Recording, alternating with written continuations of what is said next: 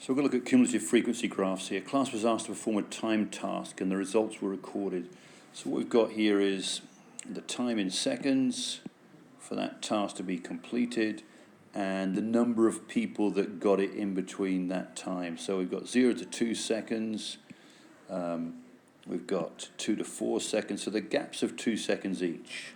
One person got it between 0 and 2, 2 people did the task between 2 and 4 seconds, 4 people did the task between 4 and 6 seconds, 4 people did the task between 6 and 8 seconds, and then 1 person did it between 8 and 10.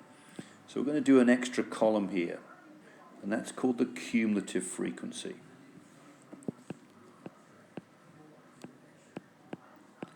Cumulative frequency.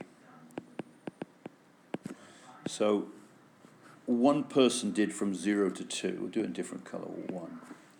From 2 to 4, we know that there was 2 people.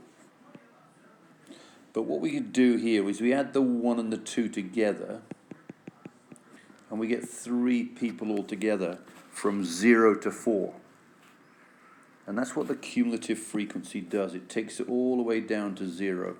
And when we're going to add these two together, and 3 plus 4 makes 7. So really from 6 to 0, there was 7 people altogether. And we add these two together. We know that 4 plus 7 is 11. And then the last two to add together are 11 plus 1, which is 12. And what this does, it actually tells us how many people were in the experiment. The cumulative frequency, the last number, is the number of people in the experiment. So a class was asked to perform a timed task. Well, how many people did that task? Well, we know it was 12. And what we can do, we can graph this now. And that's what we do here. We're going to graph these numbers. I'm going to zoom right in here just to show you how we do the first bit. And we know that from 0 to 2, one person managed to do it. So here's 0 to 2 here, 0 to 2 seconds. Seconds are on the bottom. And one person managed to do it. So you've got to look at the calibrations here. We know that, count the boxes, 1, 2, 3, 4, 5 boxes is 2. So halfway will be 1. And that's why we've got 0 to 2 is 1 person. And what we can do now is scan across, and we can fill the rest of the graph in. So we know that from 2 to 4, altogether we want 3 people. So we don't do the 2 here, we do the cumulative number 3. So from 2 to 4, we want 3 as our answer. And if we go across, 3 is going to be halfway between 2 and 4. So we get there. Then we go to the next one. 4 to 6 is going to be 7. And we go 4 to 6, and we go all the way up to 7. And if we look across, sure enough, 7's in between 6 and 8, halfway. We get that. Then we go to 6 to 8 is 11. There's 6 to 8 there, and the number should be 11 up there. And we go across, 11's halfway between 10 and 12. And that's that. And the last one, 8 to 10 is 12, our last one. There's 8 to 10, and 12's our last number. And if we look at the graph, of course, 12 is the top number. And that is a cumulative frequency graph.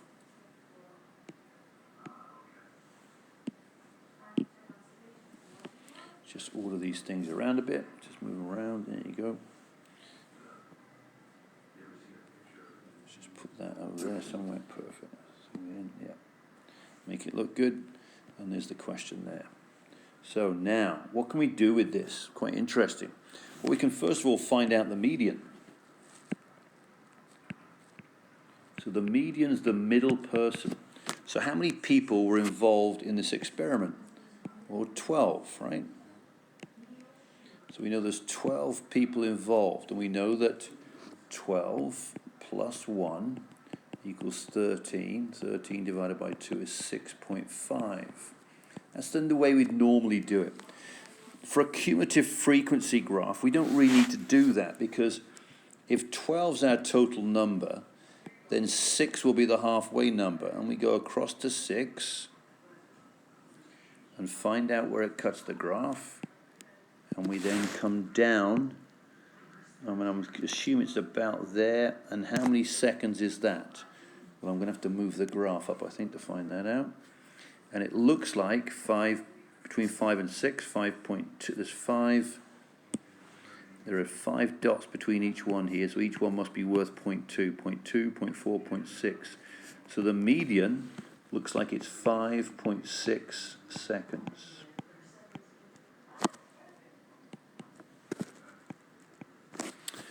All right, that's not too bad. Well, let's see if we can find out interquartile 1, because we should be able to do that as well, IQR1. So we know that 12 people were involved in the experiment. Half of those is 6. Well, half of those again is going to be 3. So what number gives us 3? Well, if we go across to the graph, I think we've got 3 already. It is 4. So 4 becomes our IQR1. So what will IQR3 be? Well, we know these are like percentiles, right? We know that the 25th percentile is 3. We know the 50th percentile is 6. And we know the 100th percentile is 12. So therefore, the 75th percentile is going to be in here, which is 9.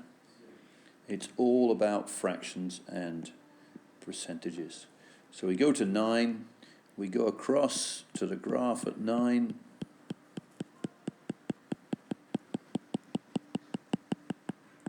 and we get to there, and if we come down, it looks like IQR3 is 7. So therefore we can work out the interquartile range.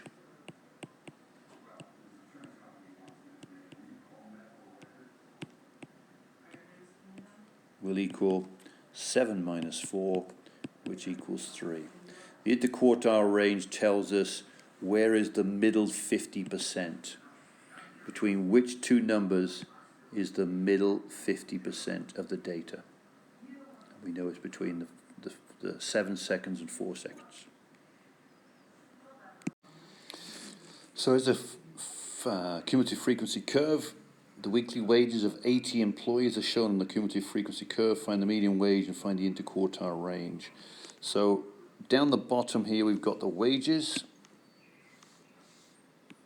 And up the side, we've got the cumulative frequency. And this will be the number of workers. We know there's 80 workers. And the graph goes from 0 to 80. And the wages go along by hundreds. So we know there's 80 workers. To find the median, it's fairly easy. We take 80, divide it by 2, and we'll get to 40. If we go to 40 and across to the graph, we go across here, put big dots, and then we come down to find the wage that it corresponds to, and we get the answer 400. So we know that the median wage is $400. Interquartile range means we've got to find the quarter point. So we know that if 40 is the halfway, then 20 will be 1 quarter point there, and 60 the other one. So again, we go to the graph, go across at 20, and we get there. We've got to be fairly accurate with this. And there's 10 increments between 300 and 400, so it's every 10, so that's going to be 330. So IQR1 equals $330. And we do the same for 60, go across, and we come down, looks like that is 470. So IQR 3 equals $470. Subtract them to find the IQR range, and we get $140. That's fairly easy stuff. The question then says,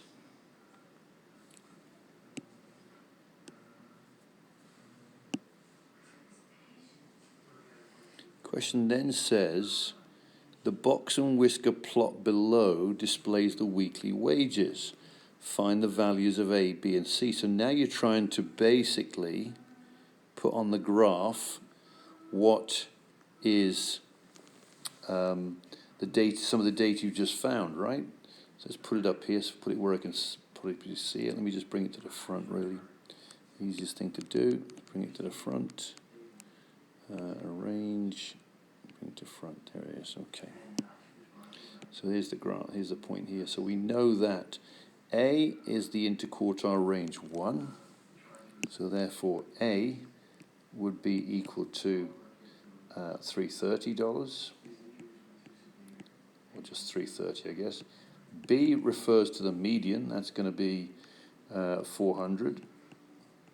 And C refers to the maximum. What is the maximum? We know the 80th person up here earns 700, so C is 700. And that's that question done, A, B, and C. Now this question comes off a exam paper. So if you can get this right, you can get anything right. Okay, let's do part C. It says, let's bring this one to the front too. Okay, so it says employees are paid $20 an hour. Find the median number of hours worked. So we know that the median wage is $400. And if they're paid $20 an hour, therefore the number of hours worked would be 400 divided by 20, which equals 20 hours.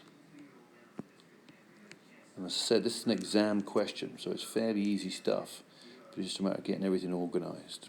Okay with that? And the last question up there, it says, employees are paid $20 per hour. Find the number of employees who work more than 25 hours per week. Good question. Let's bring it down here. And what I'm going to do is I'm going to get rid of the original question here, get rid of that and find some space here. So this question here, let's get it up here. So we know $20 an hour and 25 hours a week. So if we multiply those together, 20 times 25 equals $500. So where does $500 come on this table? Let's just get this out of the way. And we go to 500, and we go all the way up to the graph. And we hit there.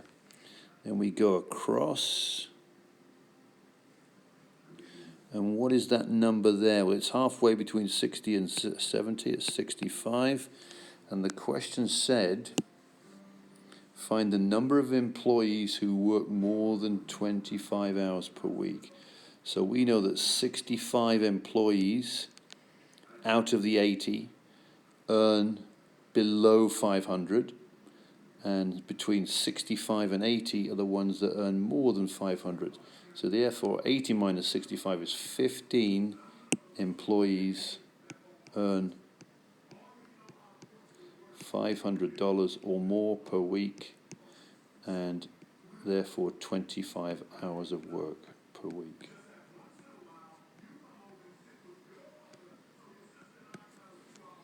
Excellent. Good job.